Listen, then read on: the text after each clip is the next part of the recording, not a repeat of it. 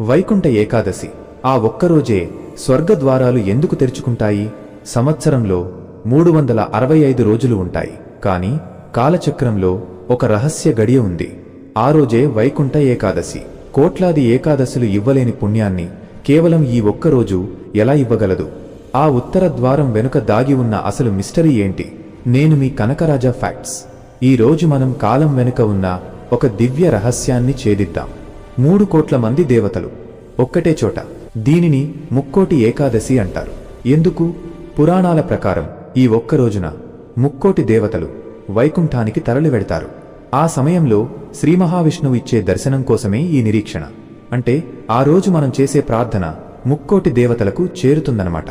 చరిత్ర పుటల్లో కలిసిపోయిన ఒక మహాయుద్ధం, వేల సంవత్సరాల పాటు సాగిన పోరాటం, ఒక శక్తివంతమైన రాక్షసుడి అంతం వెనుక ఉన్న అసలు రహస్యం మీకు తెలుసా? గుహలో దాగి ఉన్న అద్భుతం. కృతయుగంలో మురాసురుడు అనే రాక్షసుడు ముల్లోకాలను గడగడలాడించేవాడు. సాక్షాత్తు ఆ విష్ణుమూర్తితోనే 1000 ఏళ్లు తలపడిన బలశాలి. అలసిపోయిన స్వామి బదరికాశ్రమంలోని సింహావతి గుహలో విశ్రాంతి తీసుకుంటున్న వేళ మురాసురుడు ప్రాణసంకటంగా మారాడు. సరిగ్గా అప్పుడే ఒక అద్భుతం జరిగింది. స్వామి శరీరం నుండి వెలువడిన ఒక అద్భుత తేజోమయ కన్య మురాసురుడిని క్షణాల్లో బూడిద చేసింది. ఆ శక్తే ఏకాదశి. అది కేవలం ఒక తిథి మాత్రమే కాదు, విష్ణువు అంతరంగ శక్తికి ప్రతిరూపం. అందుకే ఈ రోజున ఉపవాసం ఉంటే ఆ శక్తి మనలోని మాలిన్యాన్ని సైతం దహిస్తుందని ఒక నమ్మకం. 33 కోట్ల దేవతల రహస్య కలయిక. ఈ ఏకాదశికి ముక్కోటి అనే పేరు రావడం వెనుక ఒక విస్మయకరమైన కారణం ఉంది.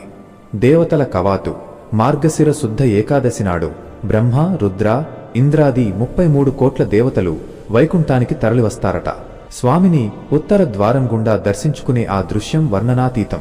పుణ్యఫల రహస్యం ఏడాది మొత్తం చేసే 24 ఏకాదశుల కంటే, లేదా 3 కోట్ల ఏకాదశులు పాటించినంత ఫలితం ఈ ఒక్కరోజుతోనే సాధ్యమని పురాణ రహస్యాలు చెబుతున్నాయి. కాలచక్రం, ధనుర్మాసం, ఒక బ్రహ్మ ముహూర్తం. అసలు ఈ సమయంలోనే ఎందుకు పూజించాలి? దీని వెనుక ఉన్న ఖగోళ రహస్యం ఏమిటి? మానవుల ఒక సంవత్సరం కాలం దేవతలకు కేవలం ఒక రోజుతో సమానం. సూర్యుడు ధనురాశిలో ఉండే ఈ ధనుర్మాసం దేవతలకు బ్రహ్మ ముహూర్తం, తెల్లవారుజాము సమయం. ప్రపంచం నిద్రపోతున్న వేళ దేవతలు మేల్కొనే సమయం ఇది. అందుకే ఈ ఉషోదయ కాలంలో చేసే ప్రార్థన నేరుగా ఆ పరమాత్మను చేరుతుంది. ఏకాదశి అంటే కేవలం ఆహారం మానేయడం కాదు, మన ఇంద్రియాలను, ఏకాదశ ఇంద్రియాలను అదుపులో ఉంచి ఆ దైవిక శక్తిని మనలో దర్శించు. 10వ ద్వారం వెనుక పరమార్థం. మనం చూసే ప్రతి ఆలయం వెనుక ఒక నిగూఢమైన మానవ శరీర రహస్యం దాగి ఉందని మీకు తెలుసా? ఉత్తర ద్వారం గుండా స్వామిని దర్శించుకోవడం వెనుక ఉన్న ఆ సంచలన వాస్తవాలను ఇప్పుడు ఛేదిద్దాం. దేహమే ఒక ఆలయం. ఆ 10వ ద్వారం ఎక్కడ? శాస్త్రాల ప్రకారం మన శరీరం ఒక సజీవ ఆలయం. ఇందులో 9 రంధ్రాలు, నవరంధ్రాలు బాహ్య ప్రపంచంతో సంబంధాన్ని కలిగి ఉంటాయి. కాని వీటిని దాటిన 10వ ద్వారం ఒకటి ఉంది. అదే బ్రహ్మరంధ్రం. యోగుల రహస్యం.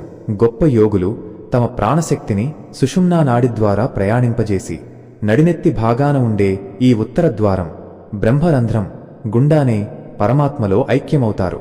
జ్ఞానదిశ. ఆలయాల్లోని ఉత్తర ద్వారం ఈ అత్యున్నత మోక్ష మార్గానికి ఒక సంకేతం. అంటే మనం ఆ ద్వారం గుండా వెళ్లడం అంటే అజ్ఞానపు చీకట్లను వదిలి జ్ఞానమనే వెలుగులోకి అడుగుపెట్టడమే. జయ విజయుల కావలి లేని రోజు. వైకుంఠానికి ద్వారపాలకులుగా ఉండే జయ విజయులు అత్యంత శక్తివంతులు. ఎవరిని లోపలికి పంపాలో, ఎవరిని ఆపాలో నిర్ణయించేది వారే. అయితే పురాణాల ప్రకారం వైకుంఠ ఏకాదశి నాడు ఒక వింత జరుగుతుంది. ఆ రోజు వైకుంఠ ద్వారాలన్నీ బార్లా తెరుచుకుంటాయి. భక్తులెవరైనా సరే ఎలాంటి ఆటంకం లేకుండా నేరుగా ఆ శ్రీహరిని దర్శించుకునే అద్భుత అవకాశం లభిస్తుంది. నమ్మాళ్వార్ల నిస్వార్థ కోరిక. ఈ సంప్రదాయం వెనుక ఒక గొప్ప భక్తుడి త్యాగం దాగి ఉంది. శ్రీ వైష్ణవ శిఖామణి నమ్మాళ్వార్ పరమపదించినప్పుడు విష్ణుమూర్తి స్వయంగా వచ్చి వైకుంఠ ద్వారాలను తెరిచి ఆహ్వానించాడు. కాని ఆ భక్తాగ్రేసరుడు అక్కడితో ఆగలేదు. స్వామి, నాకు లభించిన ఈ మోక్షం ఈ రోజున నిన్ను దర్శించుకునే ప్రతి భక్తుడికి లభించాలి అని కోరారు. ఆ మాట ప్రకారమే వైకుంఠ ఏకాదశి నాడు ఉత్తర ద్వారం గుండా స్వామిని చూసిన వారికి పునర్జన్మలేని మోక్షస్థితి కలుగుతుందని భక్తుల ప్రగాఢ విశ్వాసం. నిగూఢ సత్యం. ఉత్తర ద్వార ప్రవేశం అంటే కేవలం గుడి గడప దాటడం కాదు, మనలోని అహంకారాన్ని, అజ్ఞానాన్ని వదిలిపెట్టి ఆత్మజ్ఞానం వైపు పయనించడం. దక్షిణాయనపు చీకటి నుంచి ఉత్తరాయణపు వెలుగులోకి సాగే ఒక ఆధ్యాత్మిక ప్రయాణం. దైవానికి దగ్గరగా. ఆ కఠిన నియమాల వెనుక మర్మం కేవలం ఆహారం మానేయడమే ఉపవాసం అనుకుంటే పొరపాటే. శరీరంలోని ప్రతి కణాన్ని దైవచింతనతో నింపే ఒక ఆధ్యాత్మిక డిటాక్స్ ప్రక్రియే ఈ ఏకాదశి వ్రతం. దీని వెనుక ఉన్న ఆ నిగూఢ నియమాలను ఇప్పుడు గమనిద్దాం. ఉపవాసం అంటే ఏమిటి? సాధారణంగా మనం ఆహారం కోసం ప్రాకులాడుతుంటాం. కానీ ఉప అంటే దగ్గరగా, వాసం అంటే ఉండటం. అంటే మన ఇంద్రియాలను ప్రాపంచిక విషయాల నుండి మళ్లించి ఆ పరమాత్మకు అత్యంత సమీపంలో నివసించడమే నిజమైన ఉపవాసం. ఆహారాన్ని త్యజించినప్పుడు శరీరం తేలికపడి మనస్సు ఏకాగ్రతను పొందుతుంది. వ్రత నియమావళి ఒక క్రమశిక్షణతో కూడిన ప్రయాణం. ఈ వ్రతం 3 రోజుల పాటు సాగే ఒక దీక్ష. దీని వెనుక ఉన్న కఠిన నియమాలు ఇవే. 1. సిద్ధం కావాలి. దశమి ఏకాదశికి ముందు రోజే యుద్ధానికి సిద్ధమైనట్టుగా దశమి రాత్రి భోజనం మాని అల్పాహారంతో శరీరాన్ని సిద్ధం చేయాలి. 2. ఆ మహారోజా ఏకాదశి బ్రహ్మ ముహూర్తం. దేవతలు మేల్కొనే వేళ నిద్రలేచి పవిత్ర స్నానమాచరించాలి. నిర్జల దీక్ష ఆరోగ్యం సహకరిస్తే మంచినీరు కూడా ముట్టకుండా ఉండే నిర్జల ఉపవాసం అత్యంత శక్తివంతమైనది. కుదరని వారు పాలు, పండ్లు తీసుకోవచ్చు. నిషిద్ధం అన్నం, ఉల్లి, వెల్లుల్లి వంటి తామస ఆహారాలు మనస్సును పక్కదారి పట్టిస్తాయి కాబట్టి వాటిని ముట్టకూడదు. జాగరణ ఆ చీకటిలో వెలుగు. ఏకాదశి రాత్రి నిద్రపోవడం అంటే అజ్ఞానంలో మునిగిపోవడమే. అందుకే రాత్రంతా నిద్రను జయించి విష్ణు సహస్రనామ పారాయణంతో, భజనలతో గడపాలి. 3.